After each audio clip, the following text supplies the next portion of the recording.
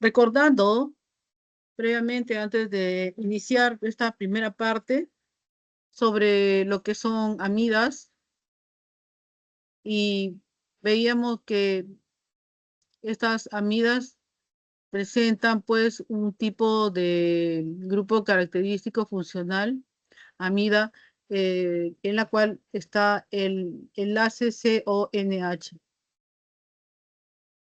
Esta amida, esta estructura, tiene ciertas propiedades, ¿no?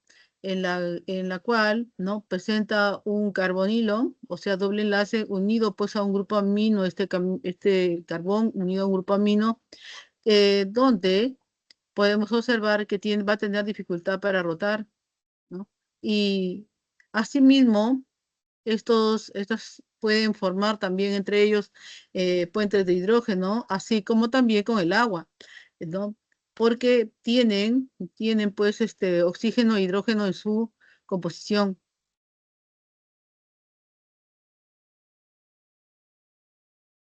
Hay reacciones que se van a llevar a cabo entre ellos, en el cual un ácido carboxílico más una amina nos da, en presencia de DCC, que es un compuesto especial para poder llevar a cabo esta reacción, ¿no? Eh, Se va a producir una amida.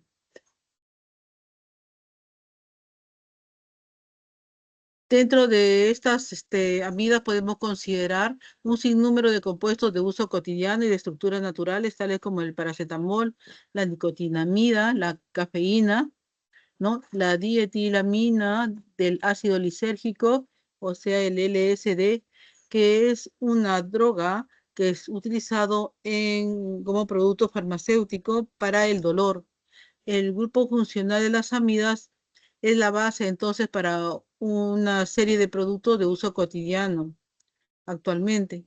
También tenemos entre ellas también las lactamas, la urea, el ácido carbámico, entre otros.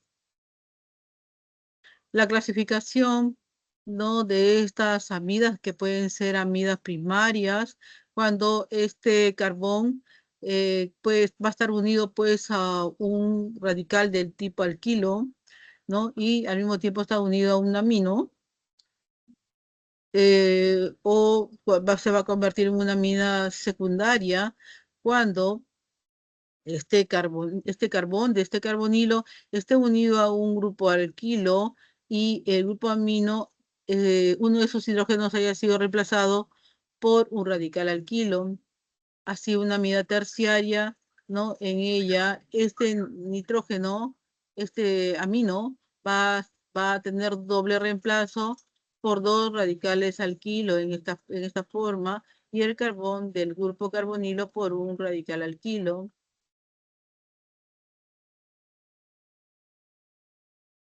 Los aminoácidos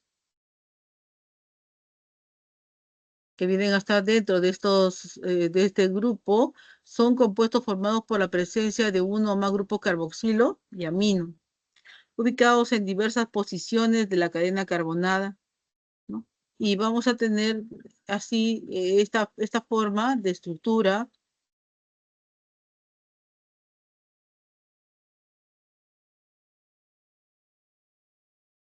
Los aminoácidos son compuestos que tienen la particularidad de tener dentro de una misma estructura o molécula dos regiones, ¿no? Con carga iónica, catiónica o aniónica. Esto va a depender mucho del pH del entorno. Se les conoce como sales internas o desfiterión. El grupo carboxílico puede perder su hidrógeno, ¿no? Puede perder su hidrógeno y se convierte en un carboxilato, que viene a ser un anión, como enlace CO o menos. Y tenemos el grupo amino, que puede aceptar un protón y se convierte en un grupo amonio, o sea, un catión enlace NH3 más. Estos aminoácidos, ¿no? Van a tener una estructura que podemos observar acá en la parte inferior, que está una estructura sombreada de gris morado que presenta idéntica secuencia, y estructura de átomos, ¿no? Es una idéntica secuencia en todos ellos, miren. Y la zona sombreada de amarillo son los grupos radicales, ¿no? Alquilo, que diferencia a diversos aminoácidos y confiere a través de su estructura características, ¿no? Como son las propiedades físicas o químicas del aminoácido. Estos aminoácidos pueden ser del tipo aromático, como son la fenilalanina, la tirosina, el triptófano. Y tenemos aquí los aminoácidos azufrados como la cisteína y la metionina. Aminoácidos esenciales y no esenciales. Se denominan aminoácidos esenciales a aquellos que nuestro organismo no lo puede producir o sintetizar. Es el caso de la fenilalanina, la isoleucina, la lisina, la metionina, el triptófano, la valina, entre otros. Los aminoácidos no esenciales, ¿no? Que son aquellos que podemos producir de restos o residuos de metabolismo de moléculas propias de nuestro organismo. Estos pueden ser el ácido aspartico, el ácido glutámico, la alanina, la asparagina, la cisteína, la glicina, la glutamina, entre otros.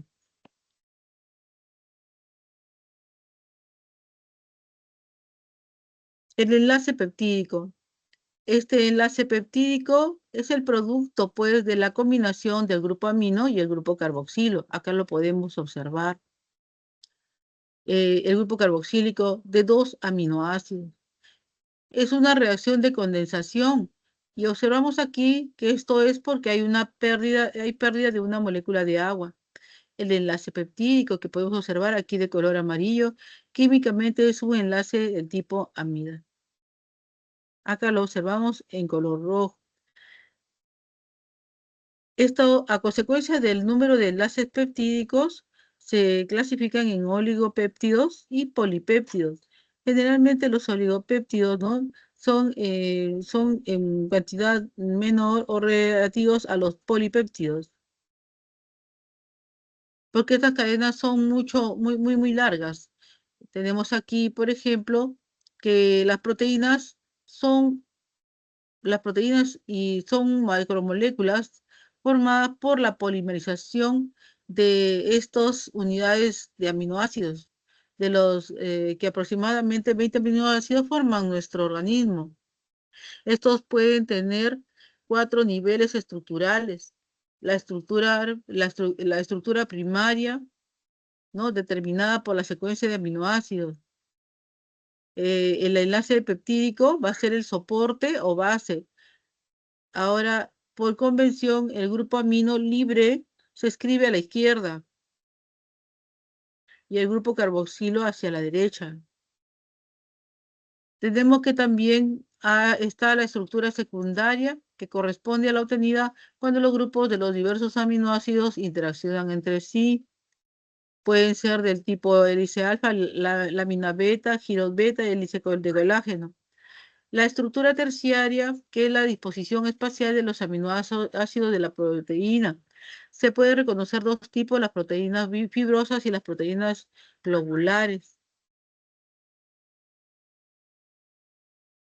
Y ahora se sostiene por dos tipos de fuerzas, covalentes y no covalentes, los puentes disulfuro y el enlace amida.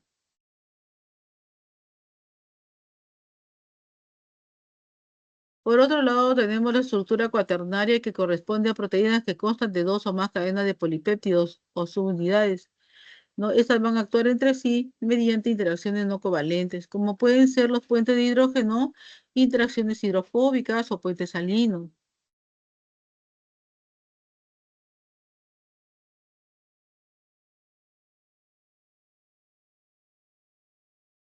Por ejemplo, el cabello, ¿no? Los cabellos lacios, ¿no? En ellos los puentes disulfuro entre las alfa hélice de la queratina se establecen al mismo nivel, como ustedes observarán en los cabellos lacios. Aquí los tenemos al lado derecho. Mientras que en los cabellos rizados, los puentes establecen uniones entre regiones que se encuentran a diferente nivel, ¿no? Por eso es su ondulación. Acá tenemos el cómo está dado una proteína. Estas proteínas, pues en esta forma tienen gran longitud.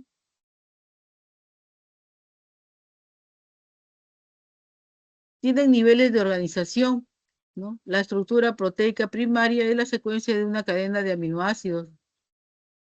La estructura proteica secundaria se produce cuando hay una secuencia de aminoácidos y se pliegan y adoptan una forma tridimensional como la hoja plisada y la hélice alfa.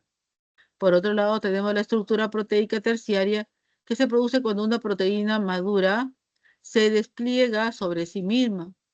Acá tenemos, ¿no?, la hoja plisada y la hélice alfa.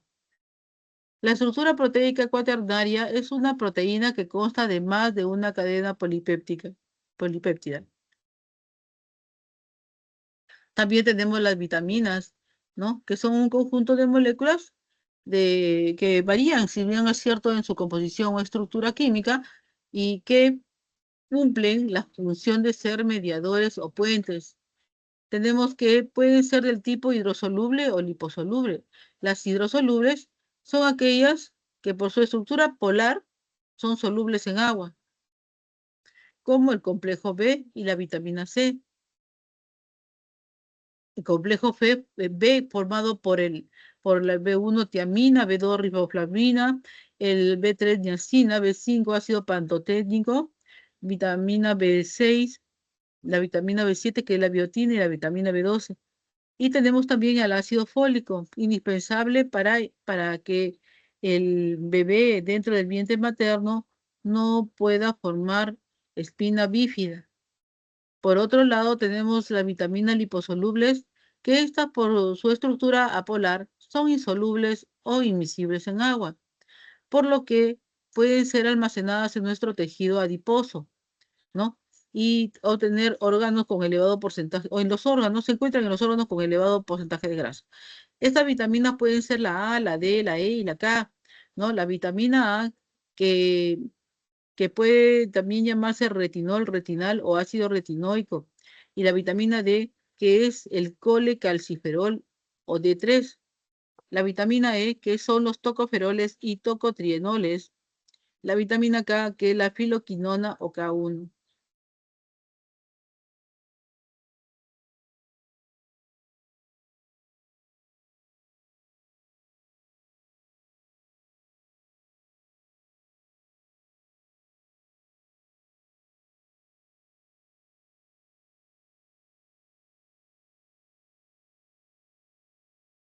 Acá tenemos algunas de ellas, como estas que son las hidrosolubles, y tenemos aquí también, esta es otra hidrosoluble que es la vitamina C o llamada también ácido ascórbico. Acá tenemos la vitamina liposoluble, tal como la vitamina K, cuya función es, la coagulación de la sangre, la salud ósea, la salud cardiovascular, el desarrollo y crecimiento celular, así como la salud dental. Podemos observar esta producción de vitamina K en el hígado. La vitamina K, conocida como factor antihemorrágico, ¿no? Su ausencia no permite que el hígado sintetice protrombina, ¿no? La filoquinona, ¿no?, se encuentra en concentraciones en vegetales de hojas verdes, ¿no? Y ciertos aceites vegetales. Tenemos aquí la menaquinona, se encuentra en los hígados de los animales y alimentos fermentados. La vitamina A, como les dije, que se encontraba en sus diferentes formas como retinol, retinal y ácido retinoico, solo la ruptura enzimática del beta-caroteno produce dos moléculas de retinal, como ustedes observarán, e interviene en el fenómeno de la visión y su deficiencia ocasiona pues que el adulto, ¿no?, tenga ceguera nocturna. La vitamina D, ¿no?, regula los niveles de calcio en la sangre, ¿no?, y ayuda a la absorción del calcio y fósforo a través de la pared intestinal.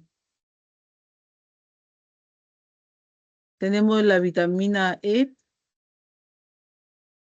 en la que se puede ubicar 8 compuestos conocidos. El alfa-tocotrienol es el más activo y debido a su estructura química actúa como antioxidante natural a nivel celular y reduce los peróxidos.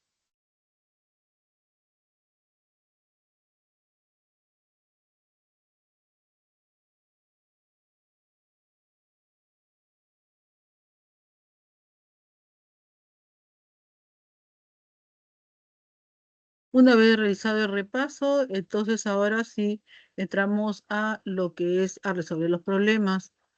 Los aminoácidos se clasifican de diversas formas o diversas maneras. Una de ellos es según su estructura química. Para las siguientes estructuras de aminoácidos, al respecto, indique la alternativa que contenga el valor de verdadero o falso de las siguientes proposiciones. La primera nos dice todos son aminoácidos apolares por tener R, enlace un resto alquilo. Para esta primera, tenemos que todos son aminoácidos apolares.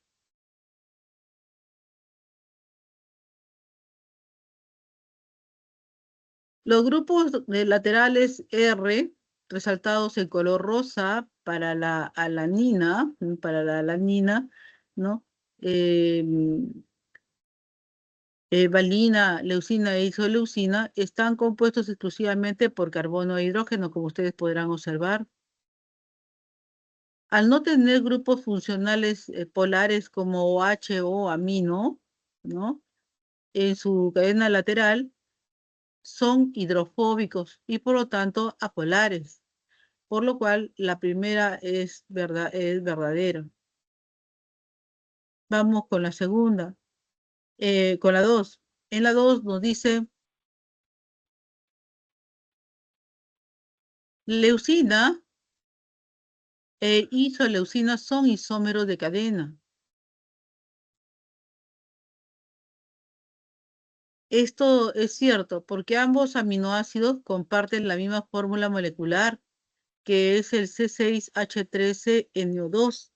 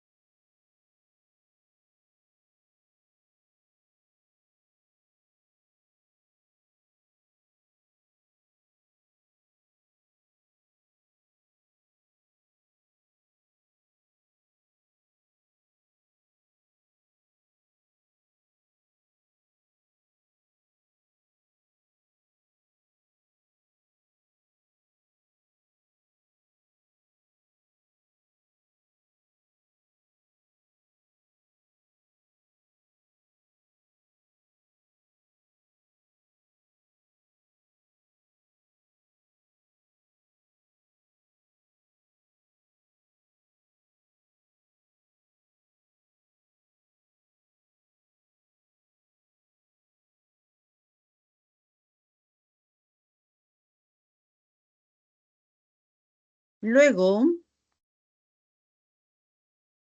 la diferencia radica exclusivamente en la organización de los átomos de carbono en su cadena lateral. La leucina tiene un grupo isobutilo, como ustedes observan en esta parte inferior, y la isoleucina tiene un grupo sec-butilo. Y al tener la misma fórmula, pero distinta estructura en el esqueleto del carbono, son isómeros de cadena. Por lo tanto, esto es verdad.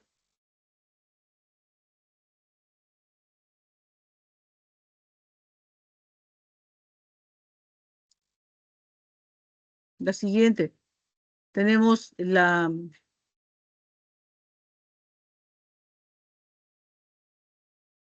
alanina, o sea, la alanina es el más soluble de todos ellos por su masa molar. En los aminoácidos que son apolares, la solubilidad en agua va a disminuir a medida que aumenta el tamaño de la cadena lateral hidrofóbica, el resto alquilo, como estamos viendo acá. La alanina, la alanina, como vemos en el gráfico,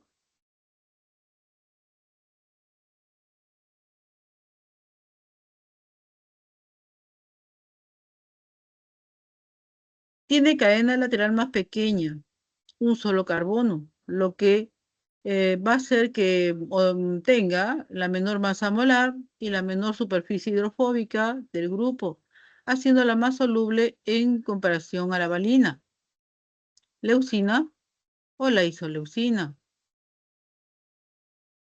Luego, esta proposición es verdadera. Respuesta, la C.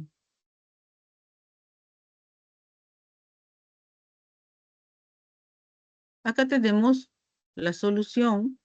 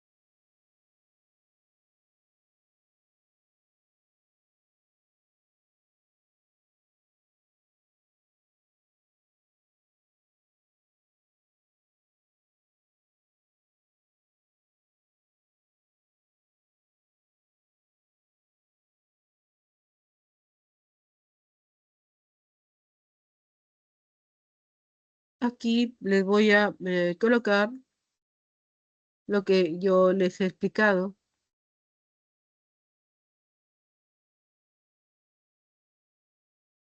Con esto esta es la solución de la CEPRE y esto es la explicación, ¿no?, que les estoy alcanzando. Paso al siguiente ejercicio,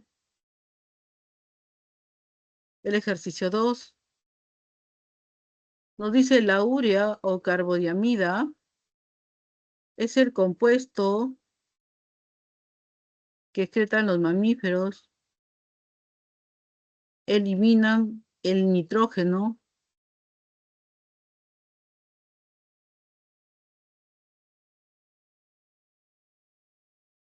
algunos medicamentos y algunas drogas químicamente son amidas. La dietilamida del ácido lisérgico LSD es una amida. Con respecto a las estructuras, seleccione la alternativa que contenga el valor de verdad o falsedad de las siguientes proposiciones. En la primera, nos dice la urea es un compuesto soluble en agua debido a su masa y grupos químicos. La urea es un compuesto soluble en agua debido a su masa y también a los grupos químicos como es el amino y el carbonilo. Por lo tanto, esto es verdad.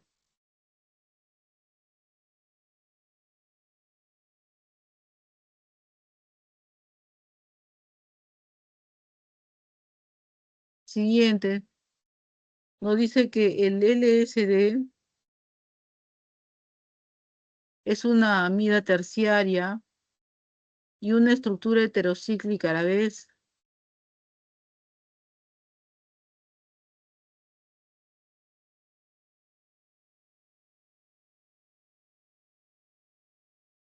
Entonces, vamos a ver, el LSD es una amida terciaria. Vemos aquí que Estos nitrógenos que tienen dentro de la estructura han reemplazado sus hidrógenos, ¿no? Dentro de esta misma estructura por otros componentes.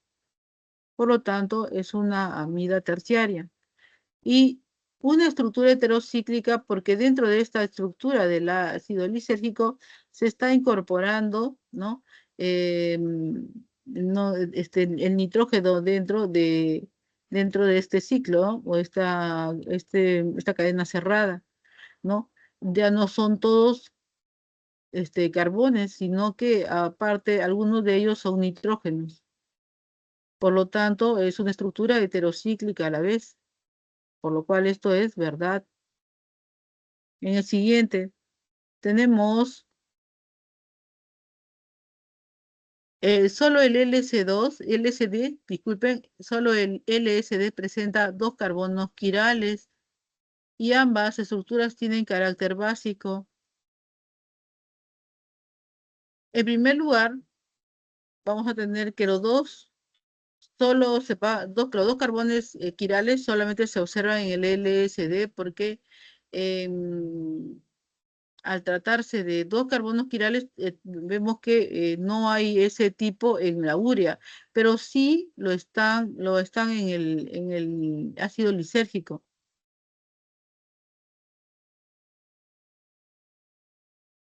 Tenemos aquí uno que se encuentra en este lugar donde está este bisel y el otro donde está la línea punteada, ¿correcto? Aquí están marcados con rojo. Esos dos son los carbones quirales. Recordemos que la definición de carbono quiral está dada en que el carbón quiral tiene cuatro sustituyentes diferentes, ¿no? Entonces, eso es lo que está pasando con estos carbones en rojo que hemos colocado acá. Aquí en este primero pareciera que fuera, a ver, este 1, 2, 3 y 4. Hay 4 también, igualmente con este. Por lo tanto, la primera parte que nos dice que solo el LCD presenta dos carbones quirales es cierta. Ahora, y ambas estructuras, dice, tienen carácter básico. Exactamente, ambos tienen carácter básico por el NH2 que presenta, en este caso también por la amida terciaria que se tiene. Luego, esta de acá es verdadera. Luego, el AD es la respuesta.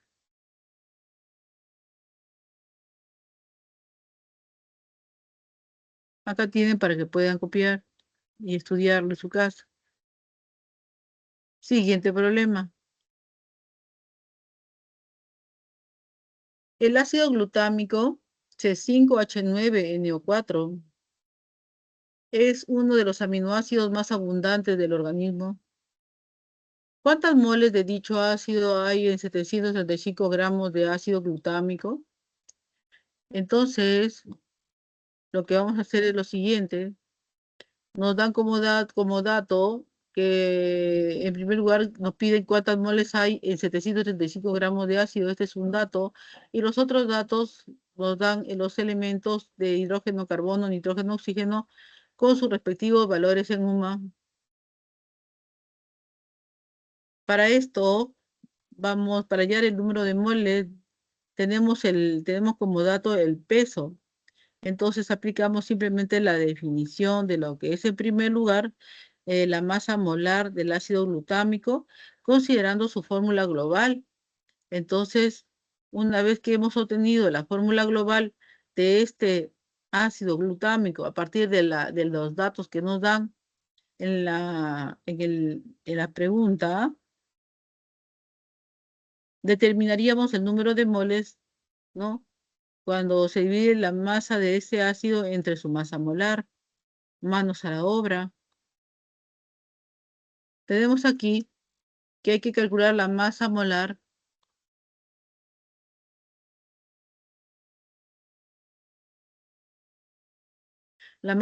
del ácido glutámico considerando su fórmula global.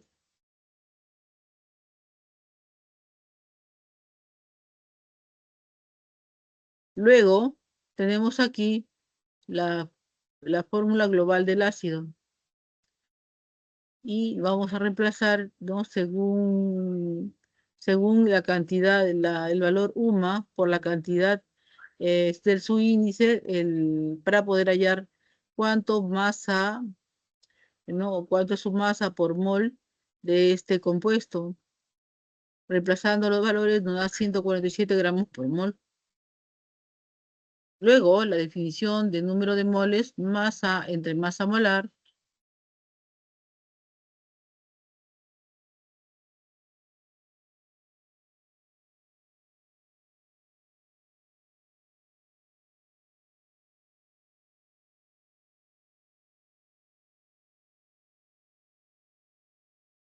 Vamos a tener que este número de moles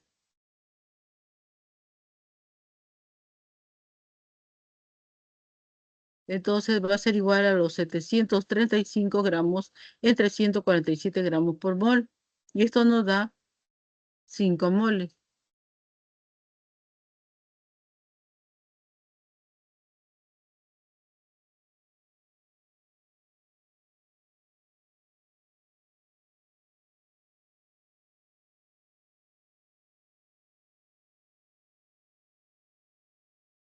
Siendo la respuesta aquí en este caso la A.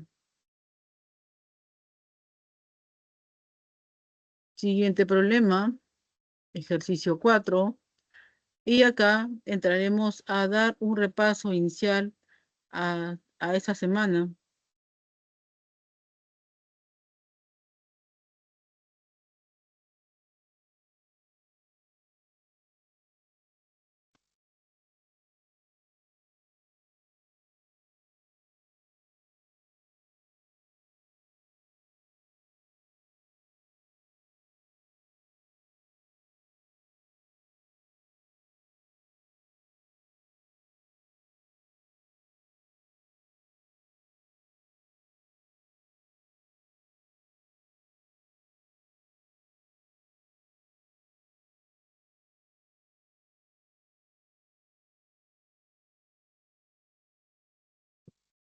Tenemos los compuestos naturales, que son moléculas orgánicas que contienen carbono y forman enlaces carbono-carbono, además de enlaces con otros elementos organógenos, como es el caso del oxígeno, hidrógeno y nitrógeno. Estos compuestos naturales, ¿no? Se clasifican en compuestos fenólicos, carotenoides, esteroles vegetales, fibra dietaria, vitaminas, liposoluble e hidrosoluble, y tenemos otros, entre otros.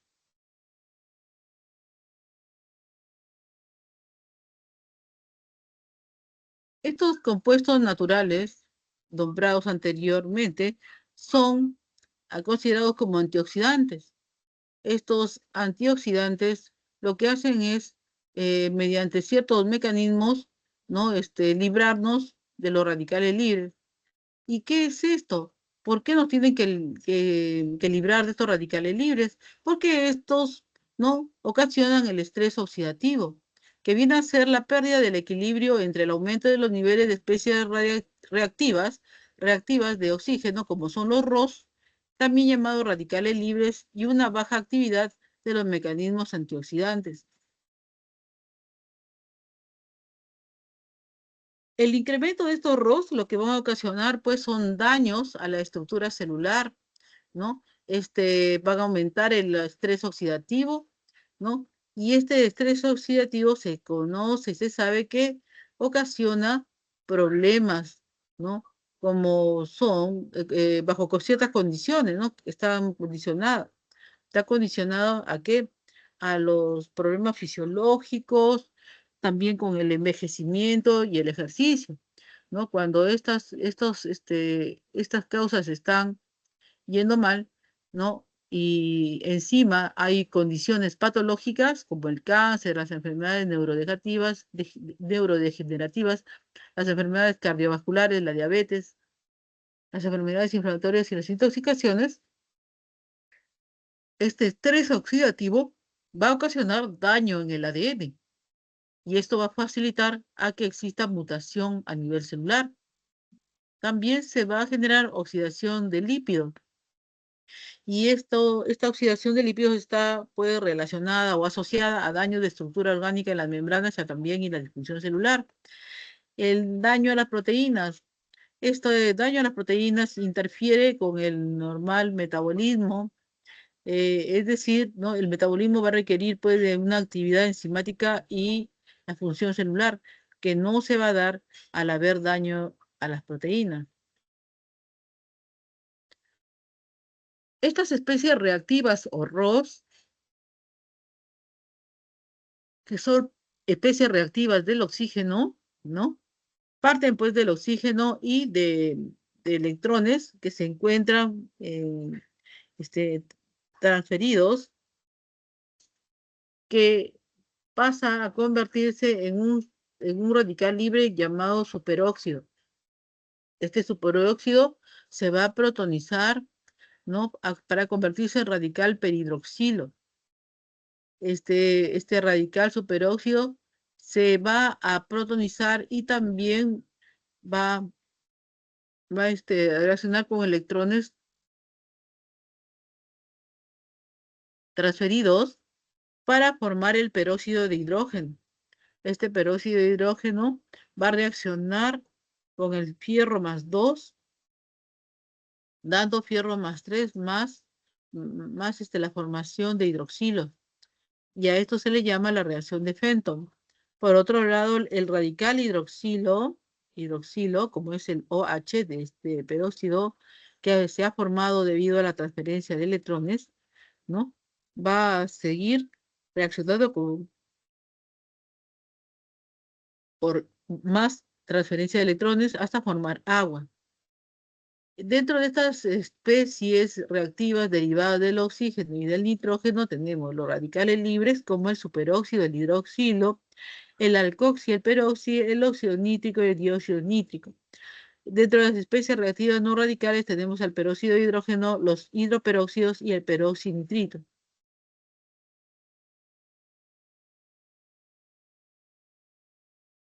Otro compuesto natural son los compuestos fenólicos que presentan uno o más grupos fenoles.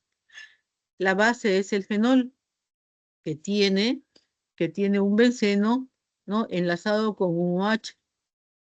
El catecol también es un benceno, pero que tiene dos OHs en posición 1, 2, o llamado también posición orto. Tenemos aquí el desorcinol, que también tiene dos OHs, pero en la posición 1, 3, o meta. Y tenemos acá la hidroxiquinona, que tiene dos OHs en la posición para.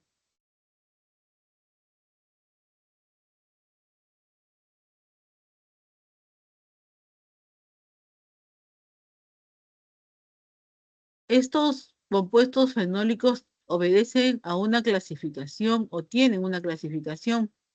Tenemos a los fenoles simples, ¿no? Que son compuestos que tienen dos grupos en las posiciones 1, 2, 1, 3 o 1, 4 o 3 en las posiciones 1, 3, 5 y 1, 2, 3.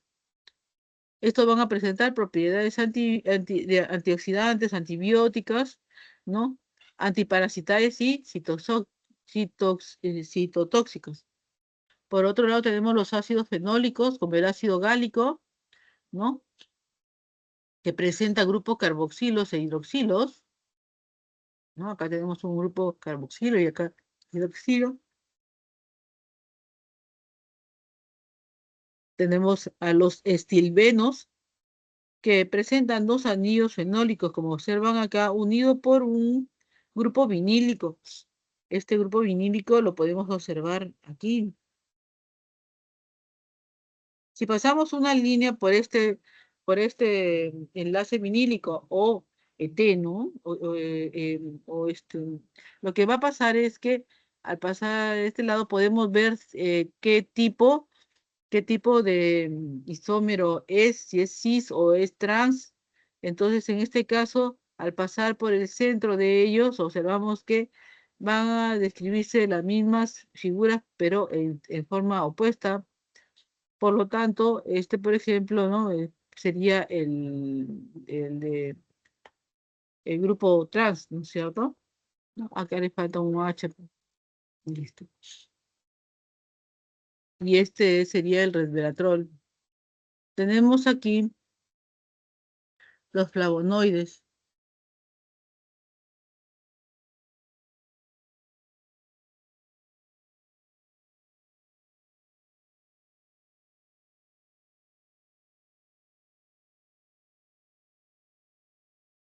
No está correcto. Sí está correcto.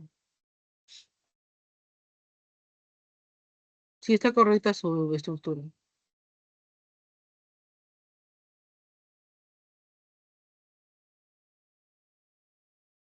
También tenemos a los flavonoides, que son un tipo particular, ¿no? De los polifenoles, ¿no? Y estos se encuentran en las plantas. Son los, son los causantes de los color de flores y frutas. ¿No? Presenta dos anillos aromáticos homocíclicos, como es el caso de A y el caso de B, y un anillo heterocíclico, como es en el caso de C. Ya les dije que heterocíclico es porque sus enlaces lo hacen no solamente con los carbones, sino con otro elemento, como el caso del centro, del C, que tiene un oxígeno. Basta con eso para que sea heterocíclico. Por otro lado, tenemos que estos flavonoides se pueden clasificar en flavona, flavonol, flavanona, flavonol, isoflavona y las antiocianinas o cianidina, por ejemplo.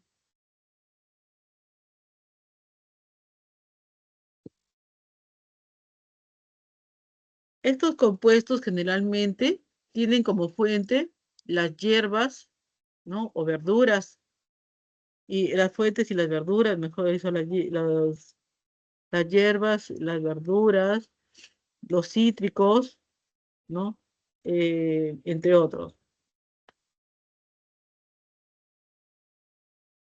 También tenemos a los lignanos, que son sustancias polifenólicas relacionadas con el metabolismo de la fenilalanina a través de la dimerización de alcoholes cinámicos sustituidos. Y el anillo de lactona que vemos aquí, ¿no? Que una lactona es un compuesto orgánico del tipo éster cíclico, la forma como, se forma como un producto de la condensación de grupos hidroxilo y un grupo carboxilo. Por otro lado, tenemos a los taninos, que son posiblemente los compuestos fenólicos de mayor tamaño. Estos pueden ser taninos hidrolizables, que son ésteres de ácidos fenólicos, ¿no? Como el ácido gálico y el elágico. Tenemos a taninos condensados, que son el resultado de la polimerización de unidades de flavan 3-ol. Tenemos los fluorotaninos, que están constituidas por unidades fluoroglucinol, ¿no? Y estas están ligadas por enlace carbono-carbono y carbono-oxígeno. Es el caso aquí de,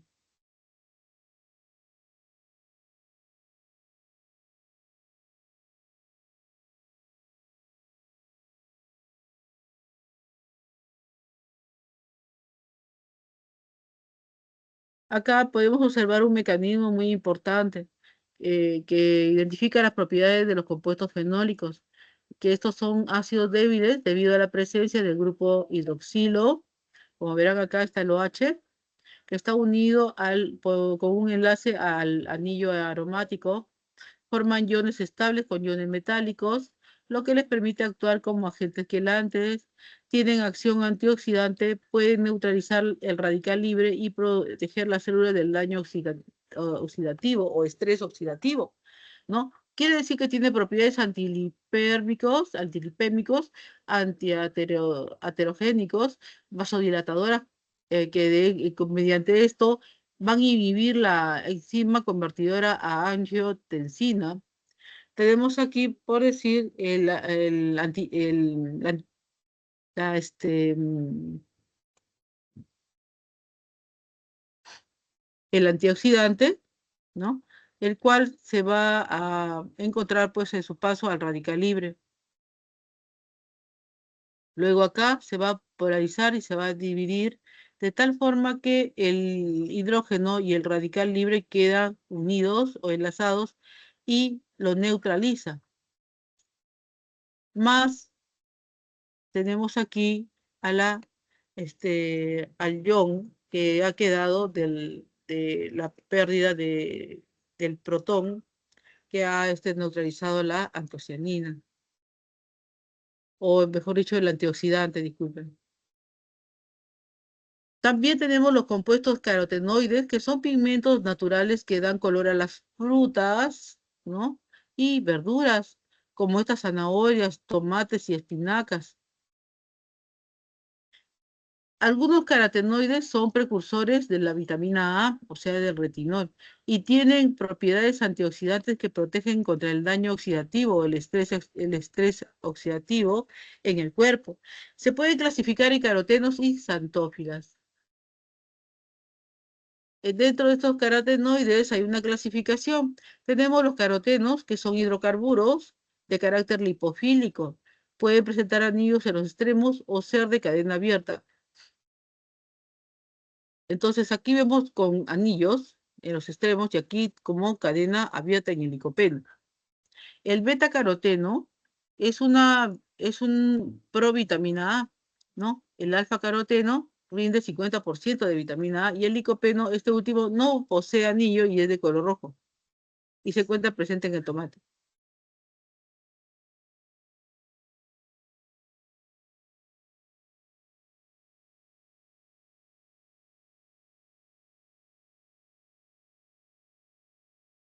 Acá vemos la síntesis de vitamina A. En este caso, el beta caroteno es el único que se va a poder dividir para producir más retinal. Este anillo que aparece al final o en los extremos del beta caroteno se conocen como beta ionona.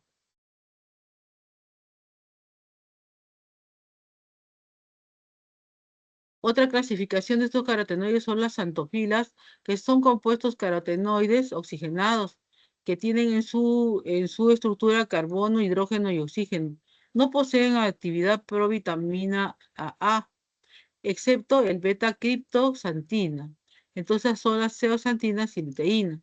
Por ejemplo, tenemos aquí el brócoli, el kiwi y las yemas de huevo.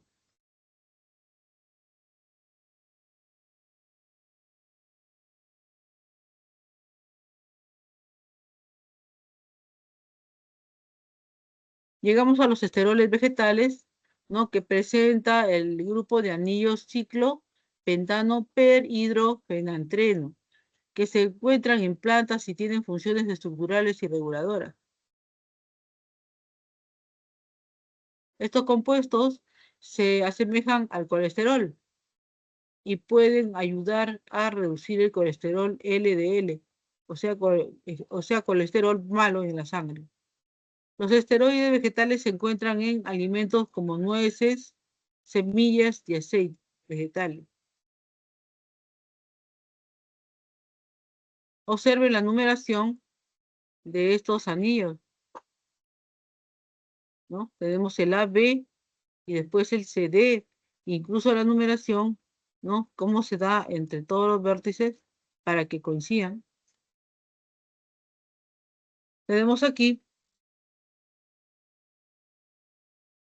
los esteroles vegetales y su clasificación. Estos esteroles vegetales presentan mayor liposolubilidad que el colesterol.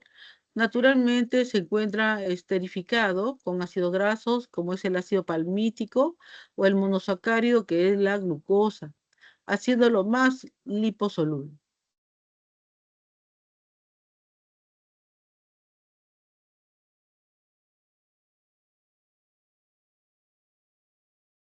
Dentro de sus propiedades benéficas para la salud, presentan efectos benéficos porque reduce los niveles de colesterol y este efecto es a nivel de la absorción. También se ha observado que reduce la síntesis del colesterol, aumentando la captación de lo que es el LDL, que es el colesterol sérico.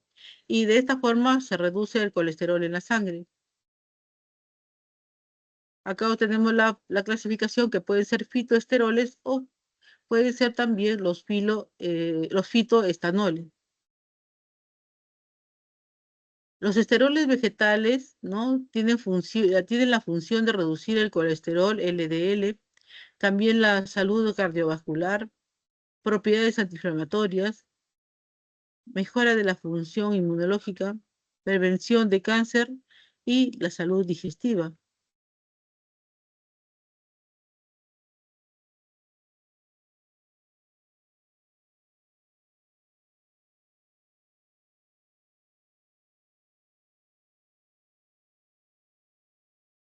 Estos esteroles vegetales, como les digo, reducen el colesterol LDL, ¿no?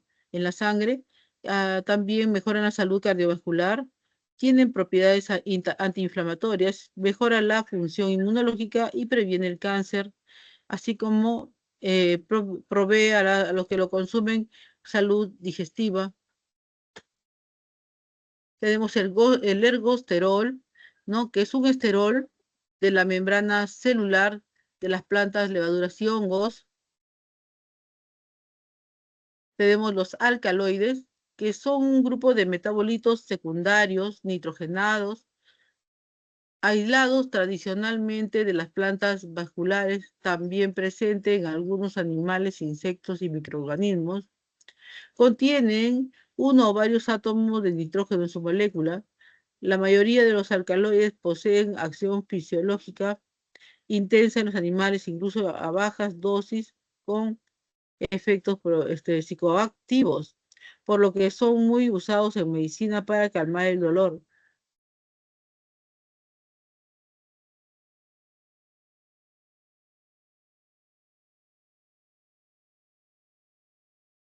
Dentro de estos, la mayoría de los alcaloides van a poseer acción fisiológica, como les digo, intensa en los animales, incluso a bajas dosis con efectos psicoactivos.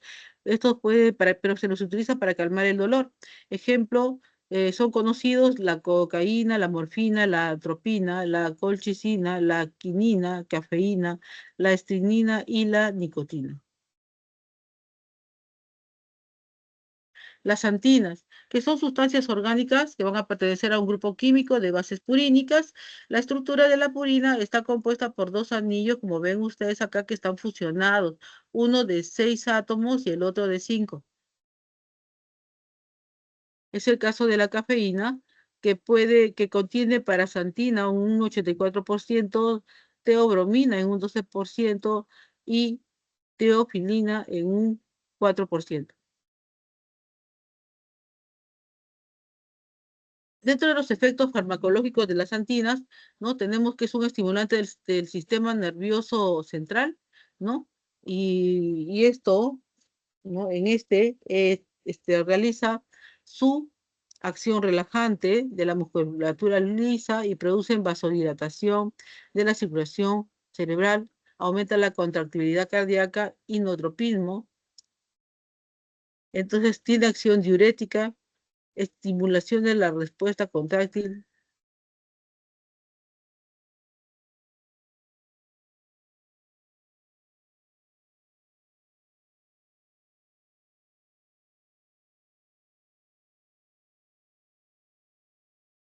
La vitamina C es esencial para el ser humano, los primates, las cobayas y algunos murciélagos, quienes carecen del mecanismo para su síntesis, ¿no? O sea, nosotros estamos dentro de ese grupo también.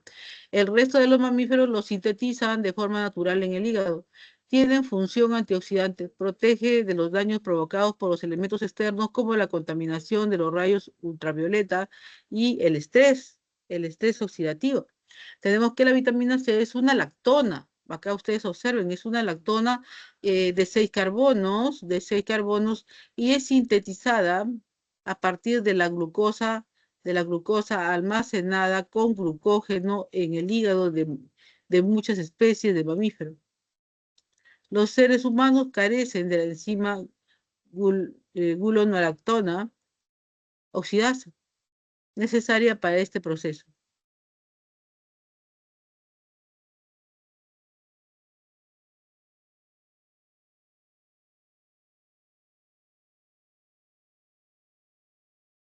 Ahora sí, pasamos a los ejercicios de clase, retornamos a ellos.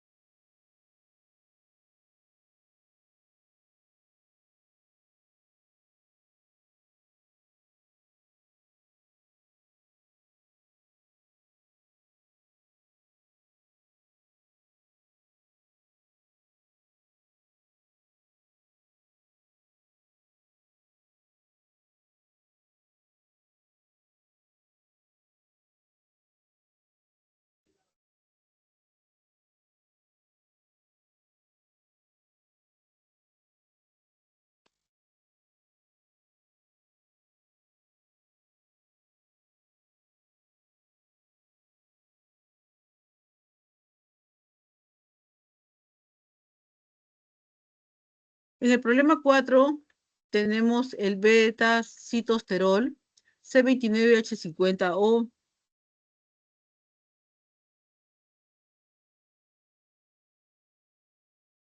Es un esterol vegetal presente en numerosos alimentos vegetales como semillas, frutos secos y legumbres, conocido por su similitud estructural al esterol más abundante en los animales.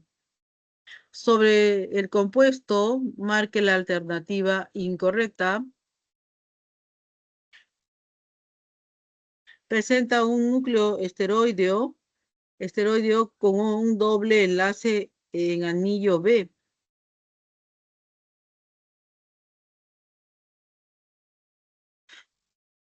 La forma de enumerar a este beta-citosterol, que es un esterol, se ve visto que es en esta forma. Primero se nombra así A, B, C y D, ¿no? Y luego se procede a la numeración en esta forma. Entonces, podemos decir lo siguiente, ¿no? Al respecto para dar la respuesta, que presenta un núcleo esteroideo con un doble enlace en el anillo B. El anillo B es este que está aquí.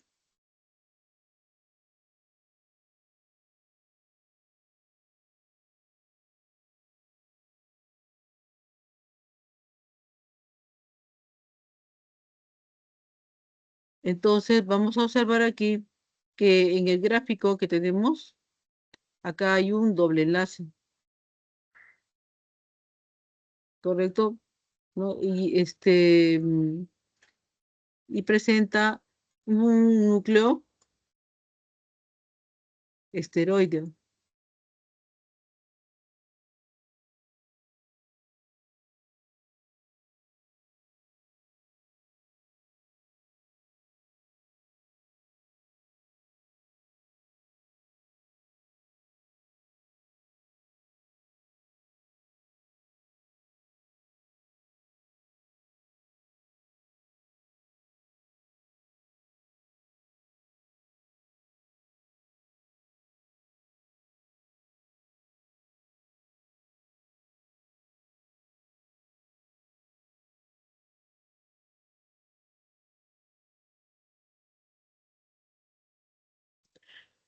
Entonces, la primera sería, ¿verdad? La B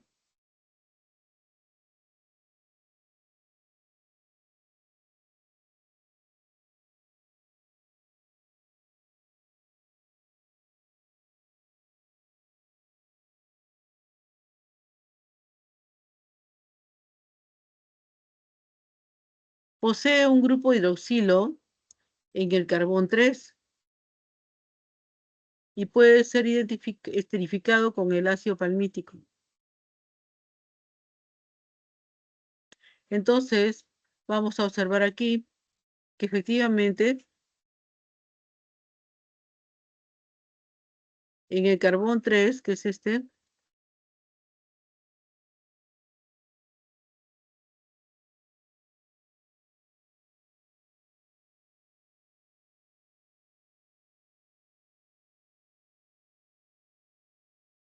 y posee, acá vemos que está ahí justamente en esa esquina, ¿no? Se puede acá visualizar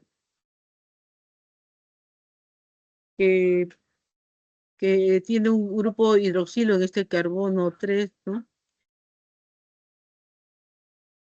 Y puede ser esterificado con el ácido palmítico. Claro, es una propiedad, por lo tanto, esto es verdad. C. Tiene una estructura química semejante al colesterol, diferenciándose en la cadena lateral.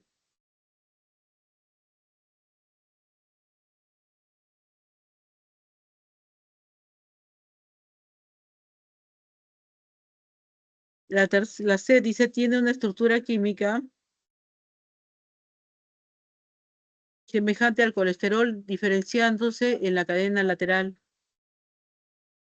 Y vamos a ver aquí que está el colesterol justamente, ¿no? Son muy, este, muy semejantes, ¿no? Y se diferencian, como siempre, por la cadena lateral. Luego, esto es correcto.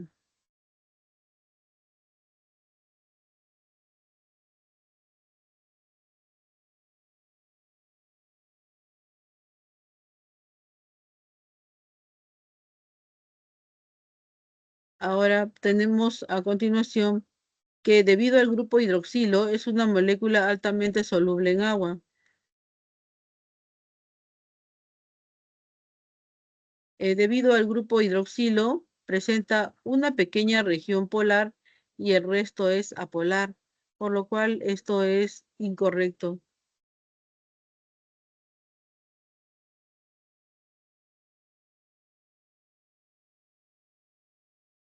En este caso, la respuesta sería verdadero, verdadero, verdadero, falso.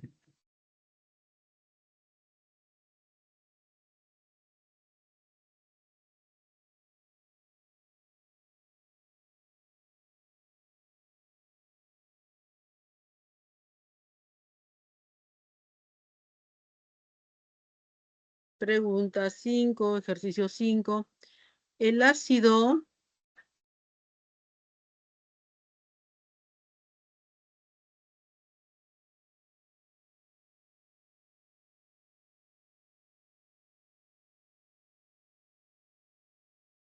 L-ascórbico es uno de los vitámeros de la vitamina C.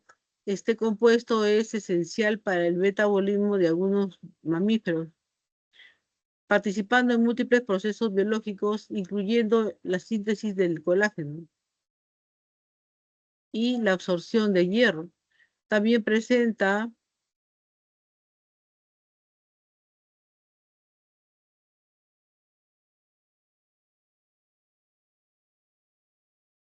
tenemos aquí la imagen justamente de la vitamina C, ¿no? Este compuesto es esencial para el metabolismo de algunos mamíferos, participando en múltiples procesos biológicos, incluyendo la síntesis del colágeno y la absorción de fierro. También presenta propiedad antioxidante. Al respecto de las siguientes producciones, indique el valor de verdad y luego marque la secuencia correcta. Entonces, para este caso, tenemos la 1. Posee varios grupos hidroxilo que contribuyen a su solubilidad en agua. Eso es verdad, ya que al tener oxígeno e hidrógeno, como les mostré en las diapositivas, puede formar, ¿no?, puentes de hidrógeno con el agua. Por lo tanto, eso es verdad.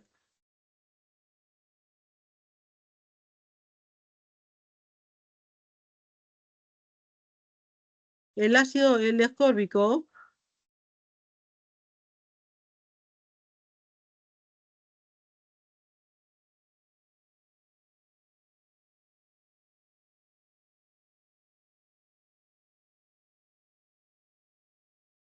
un momento, disculpen, es el 2, ¿no? El ácido L-ascórbico contiene un anillo de lactona con un doble enlace carbono-carbono. Veamos, entonces aquí nosotros tenemos ubicado al anillo de lactona y dentro de él hay un doble enlace carbono-carbono.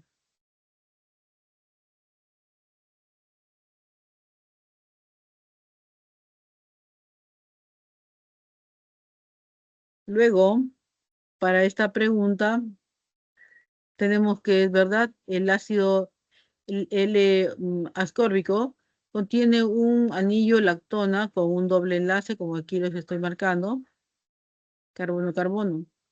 Pasamos a la siguiente y nos dice, el ácido deshidroascórbico es la forma reducida de la vitamina C. Entonces, el ácido deshidroascórbico es la forma oxidada de la vitamina C y lo podemos manejar de la siguiente forma, ¿no? Lo podemos dibujar. Aquí tenemos la forma oxidada, que es el ácido ascórbico, que al deshidrogenizarlo pasa como ácido deshidroascórbico o la forma reducida. Por lo tanto, no es la forma oxidada la que estamos viendo y esto sería falso.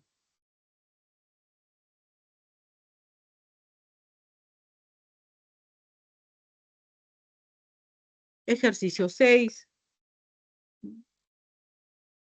El beta-caroteno C40H56 es un carotenoide perteneciente al grupo de los terpenoides, presente en alimentos como zanahorias, espinacas, tomates y se le conoce también como provitamina A. Sobre este compuesto,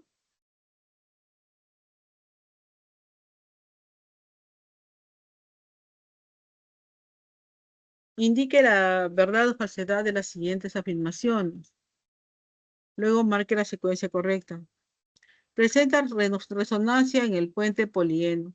Efectivamente, tenemos aquí el puente polieno, que es el central, y por este puente hay una resonancia, porque hay electrones, ¿no? Pi.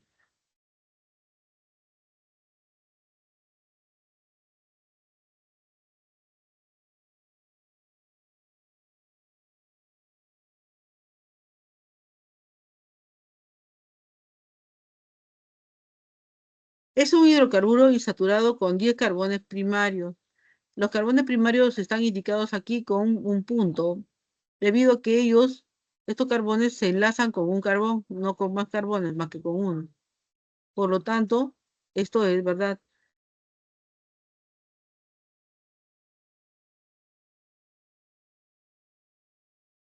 Es altamente soluble en agua por la presencia de los dobles enlaces. Ah, no, antes está. La coloración anaranjada está relacionada por los dobles enlaces alternados.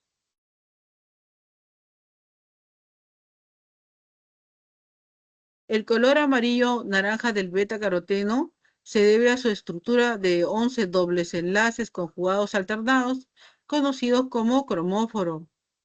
Esta cadena absorbe la luz de la región azul-verde del espectro visible, aproximadamente entre 400 y 500 nanómetros, reflejando las longitudes de onda correspondientes al amarillo, naranja y rojo. En el caso del beta-caroteno, posee 11 dobles enlaces, lo que le confiere su característica de color naranja intenso común en las zanahorias.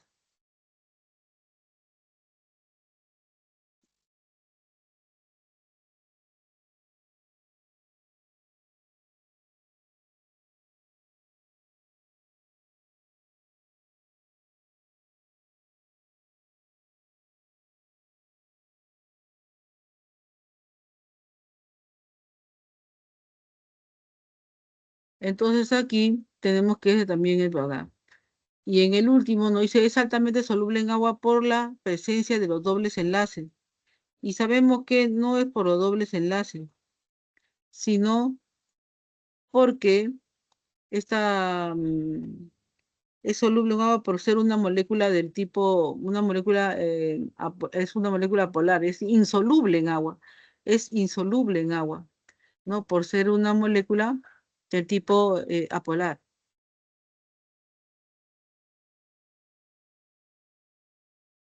por lo cual esto es falso. Luego tenemos verdadero, verdadero, falso.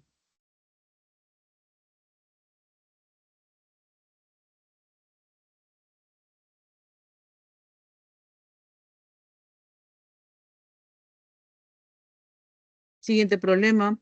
Tenemos los estilbenos, son compuestos fenólicos naturales presentes en diversas plantas ¿no? En diversas plantas y con propiedades antioxidantes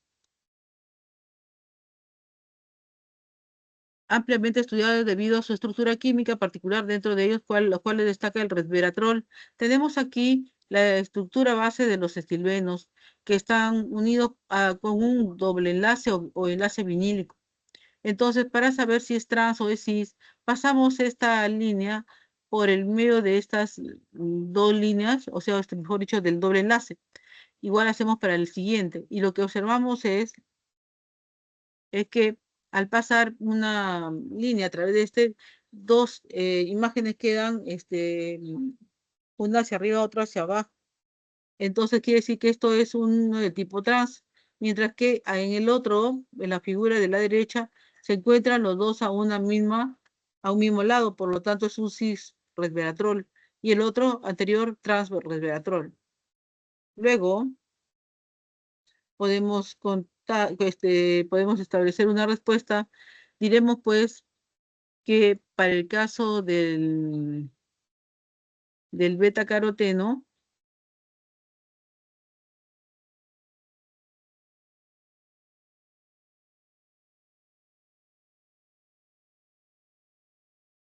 son alcoholes, dice, aromáticos unidos por un puente eteno.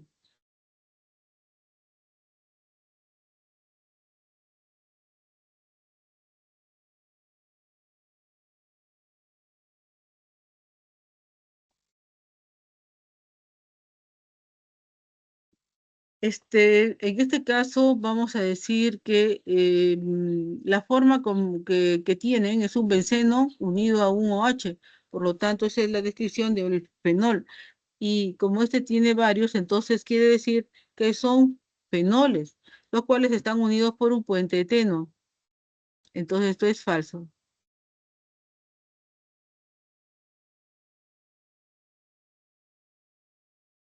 El siguiente presenta isomería geométrica debido a la presencia del puente eteno. Entonces, sí es verdad porque lo podemos ver, ¿no? Tiene, presenta isomería geométrica debido a este puente de eteno, ¿no? Este puente eteno. Entonces, por lo tanto, esto es verdad.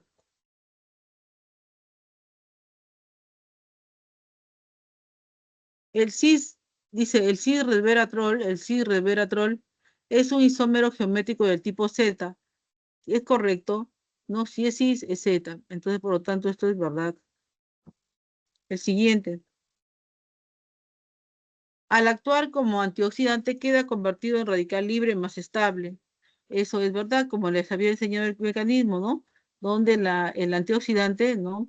Rompe su enlace de OH para neutralizar al radical libre. Por lo que este es el resultado. Falso, verdadero, verdadero, verdadero, lo que es la respuesta de la A.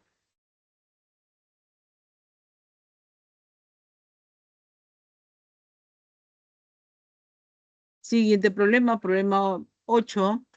A menudo el gas natural se encuentra junto con el petróleo.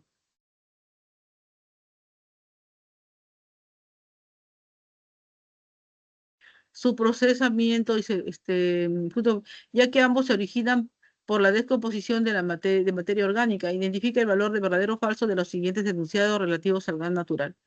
¿No? Uno, su procesamiento conlleva menos riesgos ambientales frente al petróleo. Entonces, vamos a tener, para este caso, que su proceso de extracción y transporte tiene menos riesgos ambientales que los que ocasiona el petróleo, ¿no? Y esto porque no hay derrames accidentales a los mares y ríos como lo hacen cuando se está desembarcando o transportando por barco al petróleo. Por lo tanto, este es verdad. En el siguiente, tenemos, contiene principalmente metano y cantidades pequeñas de etano. Entonces diremos que efectivamente tiene una gran cantidad, ¿no? Como componente tiene gran cantidad de metano, con pequeñas cantidades de etano. Siguiente, tenemos es transportado desde los yacimientos en forma gaseosa en grandes buques. Eso es falso, porque este se transporta, pero en forma líquida, en grandes buques, por lo tanto, esto es falso. Y por último, nos dicen aquí,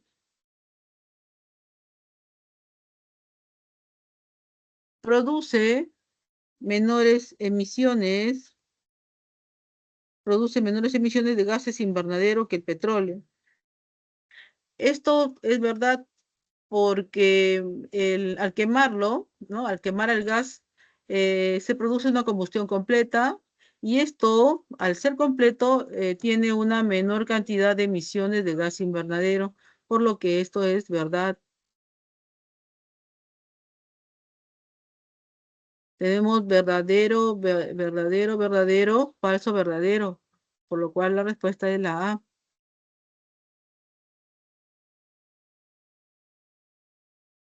Siguiente pregunta.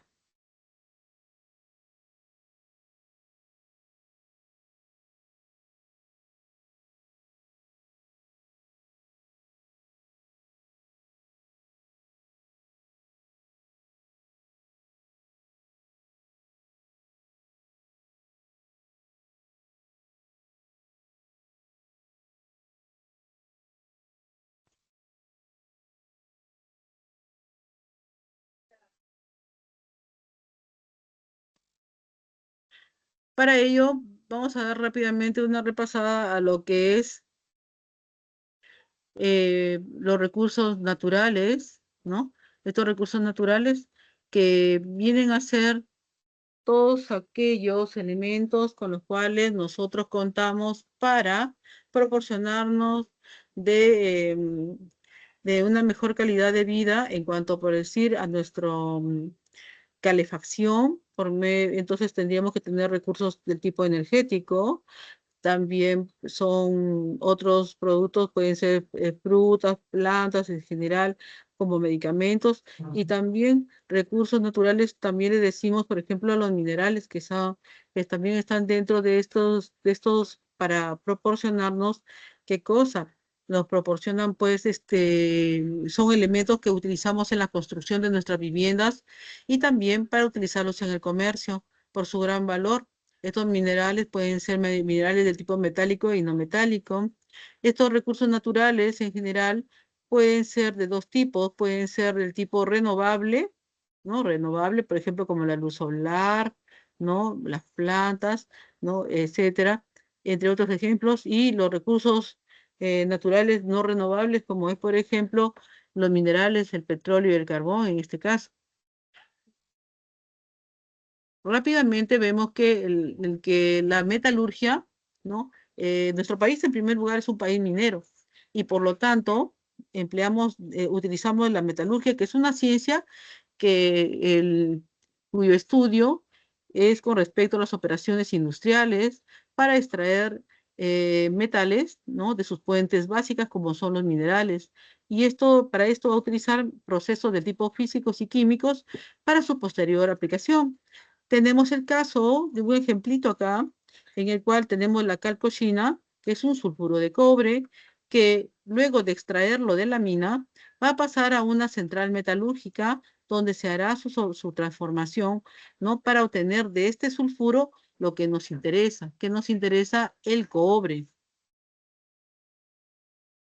Entonces, bajo procesos químicos se le va a obtener como cobre sólido, que luego se va a laminar y se va a obtener tubos, se van a obtener pues láminas, tubos y placas, etcétera, todo lo que nosotros necesitamos. Acá tenemos, ¿no? Que algunos minerales, ¿no? Que son sólidos naturales de origen inorgánico, ¿no? Tienen composición química definida y estructura cristalina. Tenemos el caso del oro y tenemos el caso de la esfalerita o sulfuro de zinc, ¿no? Que es una estructura cristalina. Por otro lado, tenemos acá clasificación de minerales según su industrialización, como en los minerales metálicos.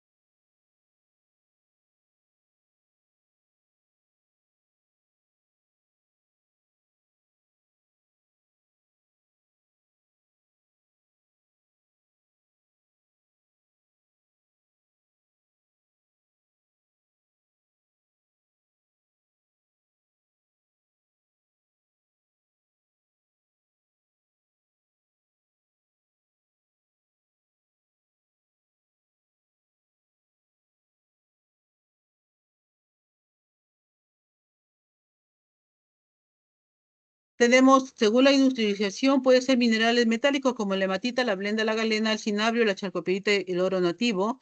Y entre las de no minerales, minerales no metálicos como la esmeralda, que son piedras preciosas, la roca fosfórica, que es un fertilizante, la caliza, que es un material de construcción, el grafito, que se utiliza para procesos metalúrgicos y refractarios. Su explotación de estos minerales metálicos puede ser por vetas o puede encontrarse este mineral en forma de vetas o diseminado. Si es de vetas, va a necesitar una explotación del tipo laboreo subterráneo o socavón para los cuales se van a construir túneles dentro de la mina. Y si está diseminado, o sea, el mineral se encuentra en la superficie de este, la explotación será a tajo abierto. En ambos casos, lo que se va a extraer es la mena. Y la mena, ¿no? Se encuentra dentro de estos materiales, ¿no? De este material extraído de los yacimientos. Esta mena contiene mineral valioso, que es lo que le interesa realmente al que está explotando la mina, más la ganga, que siempre sale con el mineral que viene a ser una impureza, que puede, en este caso puede ser cuarzo o tierra.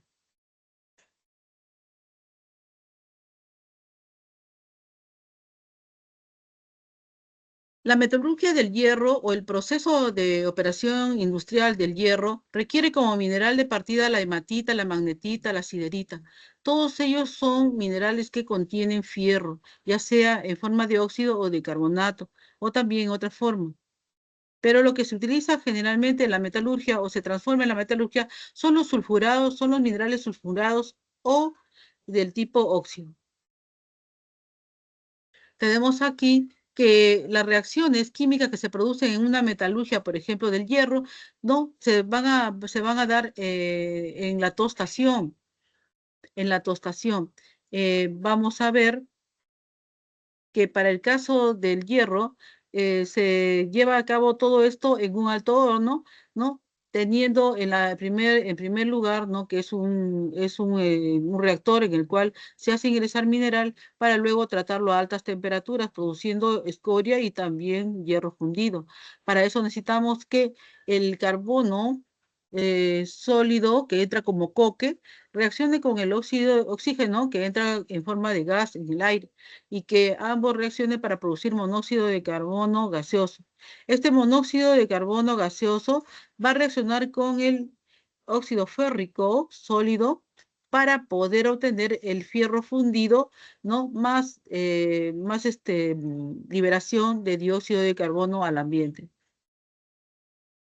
Tenemos también otra metalurgia interesante que es la metalurgia de cobre, ¿no? En la cual vamos a utilizar como material de partida o de insumo a la chalcopirita, que es un sulfuro de fierro y cobre, la calcochina, que es un sulfuro de cobre, y la cuprita, que es un óxido de cobre. Este proceso va a partir desde la trituración. Una vez que llega el mineral de cobre, se envía a trituración y pasa a la criba que es una especie de colador en el cual se van a separar el mineral por tamaño de partícula. Los que son de tamaño de partícula muy grande vuelven a retornar a la parte inicial. Una vez que pasan la criba, pasan como mineral cribado al molino de bolas, teniendo un tamaño ya determinado de partícula, donde se va a realizar la pulverización, o sea, una partícula más pequeña, llevarla a una partícula más pequeña. Luego va a pasar al lavado, donde se le va a tratar en una cuba de lavado con agua. Posteriormente se extrae la ganga y pasa como mineral concentrado a un horno a 1100 grados centígrados donde se le va a tratar con sílice y cal. ¿No? A este proceso se le llama tostación, en el cual también tenemos como subproducto la escoria y como producto principal el cobre bruto que pasará a una cuba electrolítica que es donde se produce la electrorefinación, obteniendo cobre puro que luego se va a pasar al proceso de laminación para obtener placas, tubos e hilo. Como les había dicho, la tostación, ¿no? Es un proceso mediante el cual el sulfuro de fierro y cobre, pues en este caso se trata con oxígeno bajo pirólisis para obtener el sulfuro de cobre y el óxido de fierro y tenemos el dióxido de azufre. Se separa el óxido de fierro, ¿no? Y el carbonato de calcio y el sílice, o sea, la caliza y el sílice van a reaccionar por pirólisis para obtener el silicato de calcio más el dióxido de carbono gaseoso en una operación de reducción, este sulfuro de cobre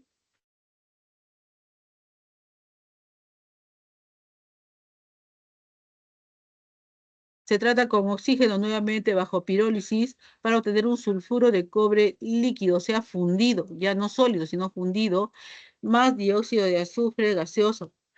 Y este sulfuro de cobre fundido se va a tratar nuevamente con más oxígeno gaseoso. Este oxígeno no es medicinal, es industrial y se trata bajo pirólisis, o sea, a elevadas temperaturas, obteniendo el cobre líquido o el cobre fundido, más dióxido de azufre gaseoso. Este cobre fundido tiene un grado de pureza de 70-75%. Posteriormente se le lleva a una electrorefinación donde en el ánodo de cobre impuro se va a llevar a cabo una oxidación y en el cátodo de cobre puro se va a llevar a cabo la reducción. En el ánodo, el cobre cero pasa por pérdida de 2 electrones a cobre más 2 y en el cátodo del cobre puro tenemos que el cobre más 2 por ganancia de 2 electrones pasa a cobre cero sólido. El mineral cuando es oxidado, ¿no? O sea, tipo óxido de cobre o la cuprita como es, ¿no? También es un óxido de cobre, vamos a tener que, va a pasar por una lixiviación ácida. O sea, el óxido de cobre se trata con ácido sulfúrico para tener un sulfato de cobre más agua. El sulfato viene a ser un producto intermedio, ¿no? Luego se trata este sulfato de cobre por extracción por solvente, ¿no? Y pasa a un proceso de electrólisis donde se le purifica y se envía a las celdas electrolíticas para obtener un cobre con pureza de 99,999 de pureza, que se llama refinamiento. Así también otro mineral de interés es el zinc, que parte del mineral de partida que es la blenda o la esfalerita, y este procede a un proceso de purificación o producción de zinc en el cual entra como blenda, como mineral, es la blenda, o sea, es el sulfuro de zinc, que pasa a tostación. Al tostarse, este mineral se desprende dióxido de azufre y pasa el restante a lixiviación. El dióxido de azufre se capta en agua para producir ácido sulfúrico.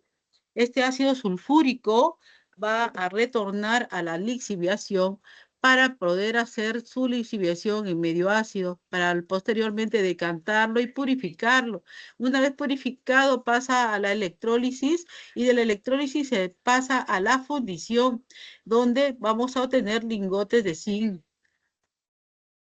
El zinc pasa por tostación bajo esta reacción en donde el sulfuro de zinc se transforma en óxido de zinc por hacerlo reaccionar con oxígeno gaseoso. Y la lixiviación, que es el óxido de zinc, se trata con ácido, como hemos visto en el proceso, obteniendo sulfato de zinc más agua y luego posteriormente pasa a la electrólisis del sulfato de zinc, donde en el ánodo de plomo se va a llevar a cabo la oxidación del agua y en el cátodo de zinc se va a llevar a cabo la reducción, ¿no? Donde el zinc más 2 pasa por ganancia de 2 electrones a zinc cero. Otra metalurgia importante es la del oro y la plata, que se puede tener por cianuración, donde vamos a tratarlo con cianuro, siendo un oro impuro, para obtener posteriormente y tratarlo bajo una reducción con zinc a este complejo que forma con el cianuro, para luego desprender el oro en forma mucho más pura. Otro proceso para obtener oro y plata es a través de la amalgamación, donde este mineral triturado va a entrar a la molienda y luego se le va a agregar mercurio, donde nos va a quedar la molienda más la amalgamación del mercurio con el oro, para poder obtener también sacarlo sacarlo y limpiar ese oro impuro. Y luego se va a drenar las arenas y el agua pasando el mercurio libre más la amalgama. Luego esto va a pasar a una filtración y a una posterior destilación donde el calor va a hacer que se desprenda el vapor de mercurio y se pueda obtener el oro puro. La flotación es un proceso para concentrar minerales valiosos y separar los de la ganga. Lo que pasa es lo siguiente, que hay partículas muy pequeñas que son ingrávidas y que van a opacar el líquido.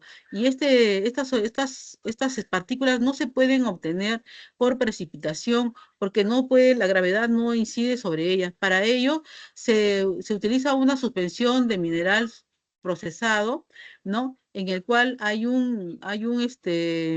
una agua con un cierto detergente que va a ayudar, ¿no? Al momento de que se insufla aire, formar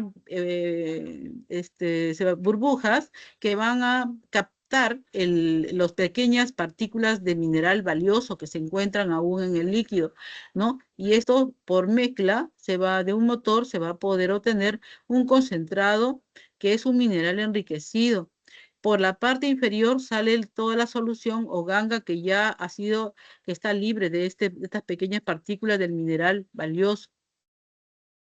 Luego, el mineral de cobre puede ser sulfurado o oxidado, pasa por chancado. El sulfurado pasa a una molienda fina, pasa a flotación y luego concentrado, mientras que el oxidado es chancado, pasa a una lixiviación, luego a una extracción por solvente y a una electrólisis posterior. Dentro de los recursos energéticos también tenemos al carbón, que es una roca sedimentaria de composición heterogénea y procede de descomposición de putrefacción de los vegetales. Entonces, este carbón puede ser de tipo turba, lignito, carbón bituminoso y antracita. En este orden, aumenta la antigüedad de izquierda a derecha. De izquierda a derecha aumenta también el contenido de carbono y de izquierda a derecha aumenta el poder calorífico. Otro recurso energético es el petróleo, que es como les dije, es un recurso natural no renovable, ¿no? Y está formado por una mezcla compleja heterogénea de hidrocarburos gaseosos, líquidos y sólidos, formado principalmente por parafinas, cicloalcanos y de menor proporción aromática. Su origen se dice que es de teoría orgánica, ya que en un cataclismo quedaron atrapados grandes animales, los cuales que en su putrefacción o biodegradación se convirtieron en petróleo, el cual tiene ciertas características como es que es un líquido de color café oscuro y presenta aspecto oleaginoso. Y su composición va a depender del lugar de procedencia. Es más viscoso que el agua, pero menos denso y soluble que él. Por otro lado, tiene etapas en la industria de petróleo tan igual como los minerales. Hay una exploración, perforación, explotación, petróleo crudo, y este petróleo crudo también sale con impurezas, se le va a eliminar los sólidos térreos y agua para procederlo a la refinación del crudo, que puede ser por una destilación fraccionada, método físico, o cracking, método químico, dependiendo de qué tan bueno sea ese petróleo y tenga menos impurezas, se procederá primero por una destilación fraccionada. Esta destilación fraccionada consiste en ingresar el petróleo crudo a través de una torre de destilación, donde por el tope saldrán los gases y a medida de que va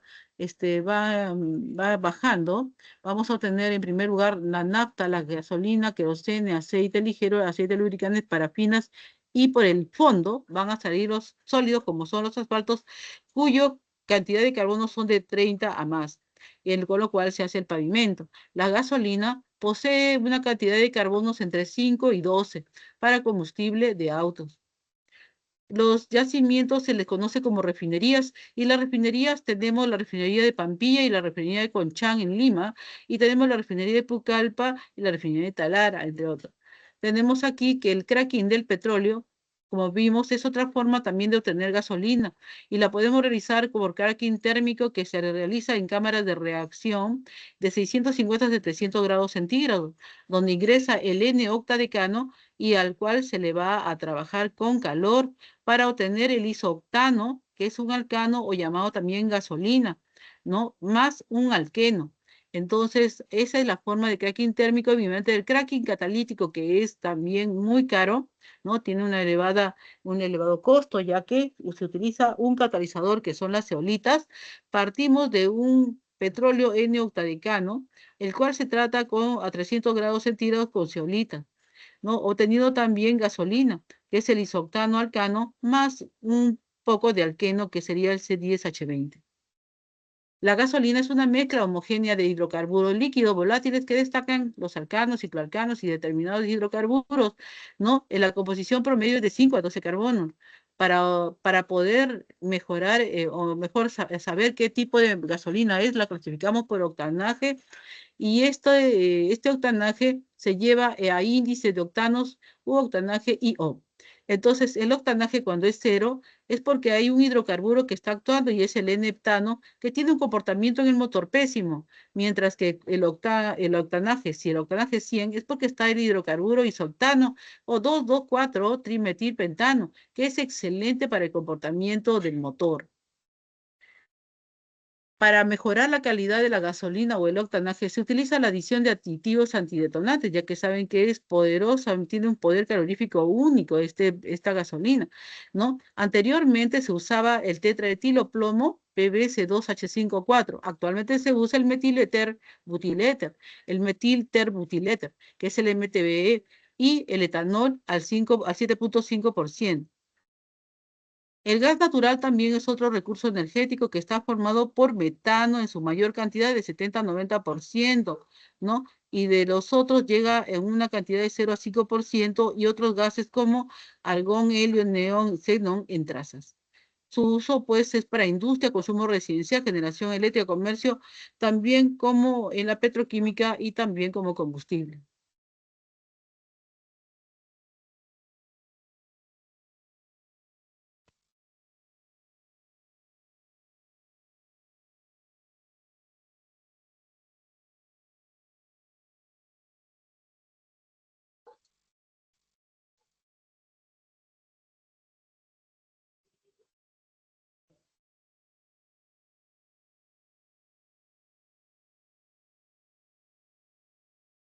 El petróleo provendría de la transformación gradual de los restos de animales microscópicos y vegetales marinos debido a la acción de bacterias anaeróbicas. Indica el verdadero o falso de las siguientes afirmaciones respecto al origen del petróleo. Uno, su formación se debe a la descomposición de restos de seres vivos. Sí, habíamos dicho que eso es verdad, ¿no? A través de seres muy grandes, ¿no? Que habían quedado atrapados por el cataclismo. Los restos depositados en el subsuelo se conservan a altas presiones. Entonces, en ese caso, nosotros tenemos que en el caso del petróleo, un momento, tenemos que luego que está a altas presiones, los restos depositados en el lecho marino y zona lacustre son descompuestos, no se mantienen como acá dice, como restos depositados. No, ya esos restos ya están completamente biodegradados. Por lo tanto, esto de aquí es falso.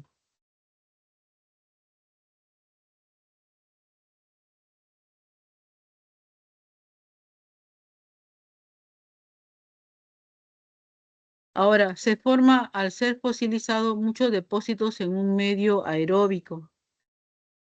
En este caso, la fosilización ha sido el resultado provocado por la descomposición en un medio anaerobio, o sea, sin oxígeno, no con oxígeno. Aeróbico significa con oxígeno. Este animalito ha quedado atrapado, recuerden, ¿no? Y se había degradado en un lugar donde no hay oxígeno, convirtiéndolo en un líquido aceitoso.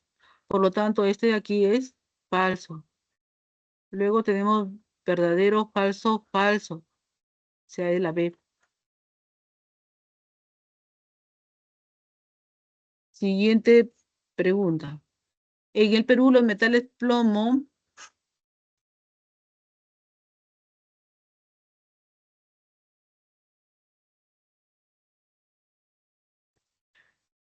cobre y zinc se obtienen a partir de sus minerales sulfurados. Marque la afirmación correcta con respecto a sus transformaciones. Durante la obtención de sus calcinas se libera dióxido de azufre.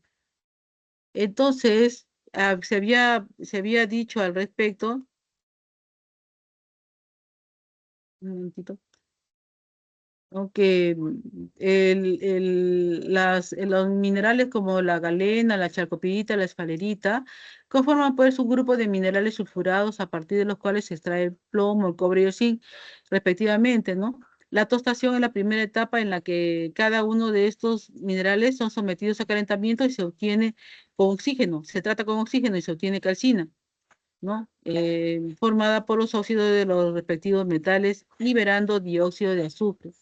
Por lo que tenemos entonces que esta es verdad.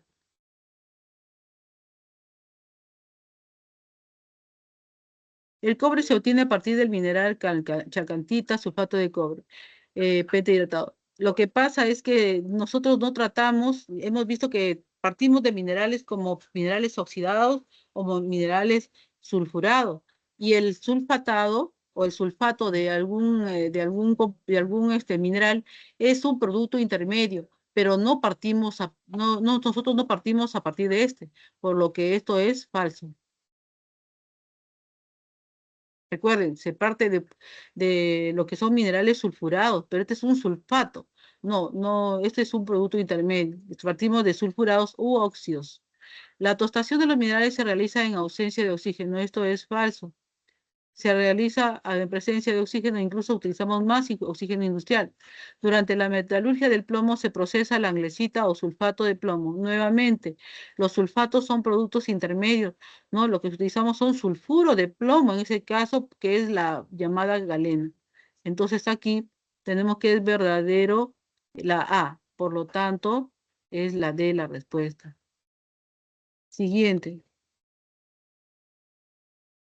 También esta es una explicación, pueden sacarle foto y pasamos al siguiente problema. Ejercicio número 11.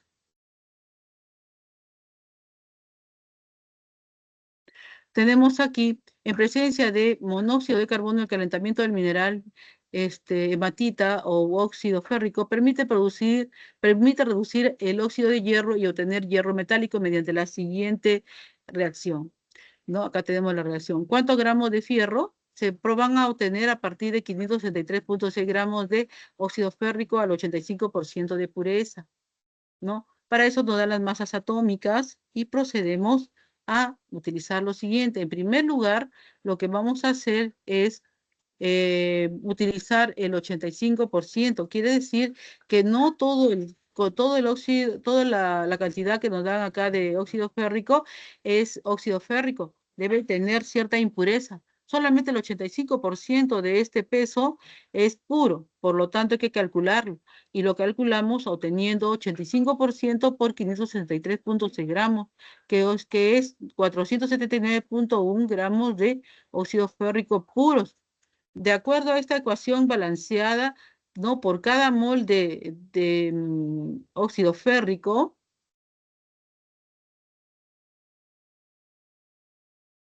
vamos a obtener 2 de fierro sólido, ¿no? De fierro sólido.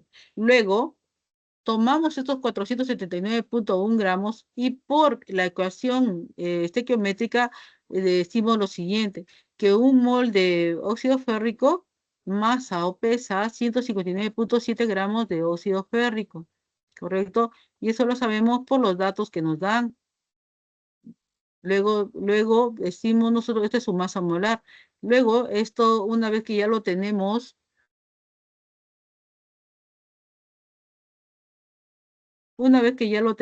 en moles, entonces estos gramos se eliminan y nos queda convertido en mol. Ahora decimos que utilizando la ecuación estequiométrica, decimos 2 moles, miren, 2 moles de fierro son producidas por un mol de óxido férrico.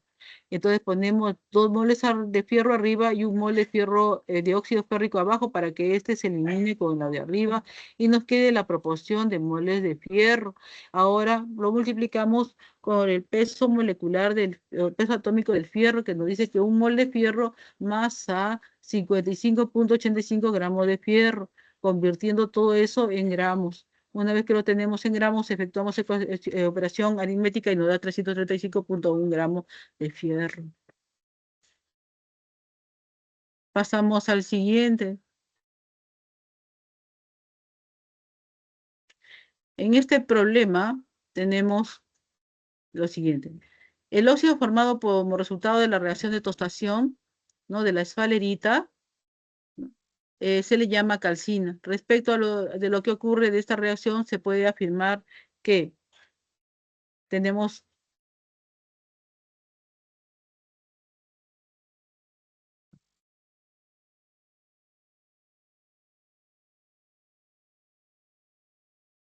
el número de oxidación del metal en la reacción es más 2.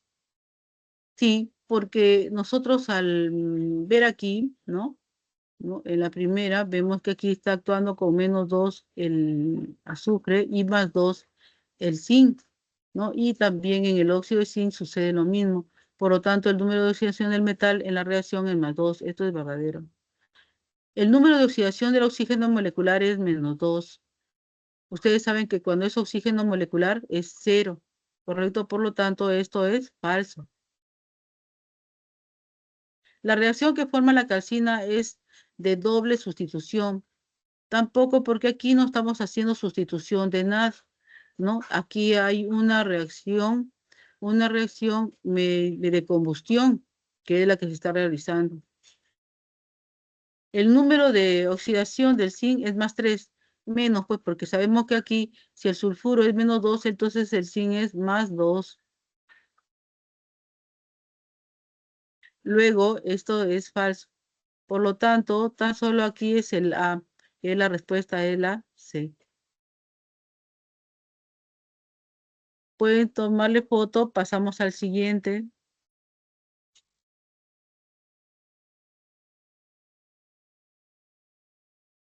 Ya. Entonces, dice la diferencia de temperatura de descomposición entre el carbonato doble de magnesio y calcio que forma el mineral dolomita es aproximadamente 100 grados centígrados. Al calentar una muestra de mineral, se controla no sobrepasar dicha diferencia de temperaturas. Indique la alternativa correcta cuando al calentar el mineral se produce la siguiente reacción.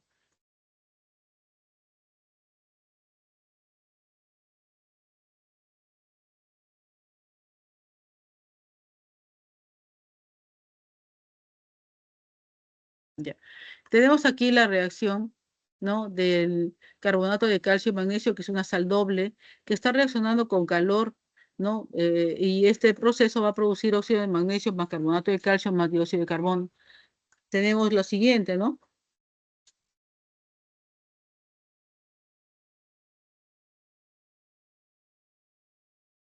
En primer lugar, nos dicen acá, se forma el óxido de magnesio. Efectivamente, tenemos aquí la formación del óxido de magnesio. Por lo tanto, esto es verdad.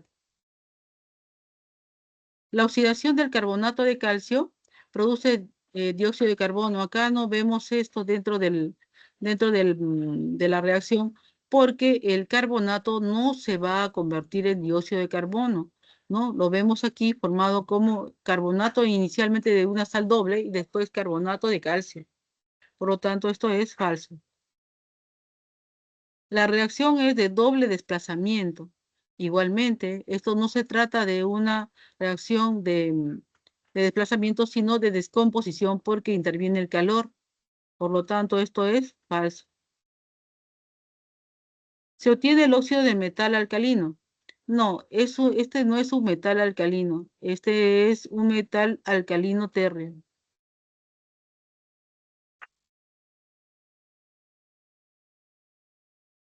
Por lo tanto, esto es falso.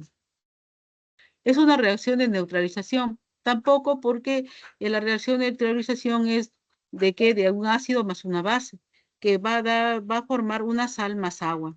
Por lo tanto, esto también es falso.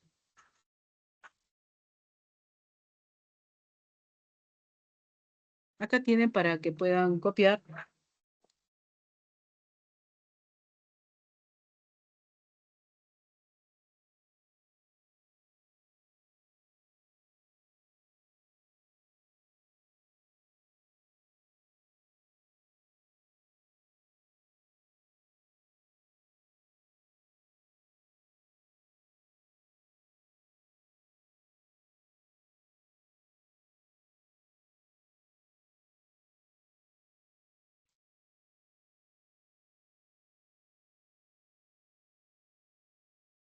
Hola, hola, buenas tardes.